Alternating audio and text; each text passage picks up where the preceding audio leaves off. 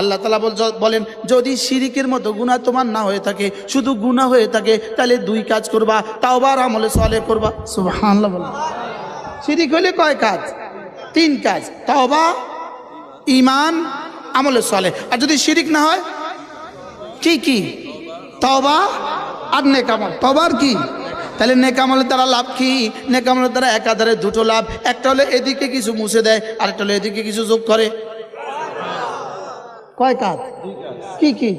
প্রতিটা ইবাদতের দুই কাজ। এখানে কিছু মুছে দেয়, এখানে কিছু যোগ করে।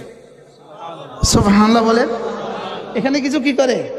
প্রতিটা নামাজ যোগ করে বিয়োগ করে, প্রতিটা রোজা যোগ করে বিয়োগ করে, হজ তো পুরোটাই বিয়োগ করে, হজ তো পুরোটাই কি করে?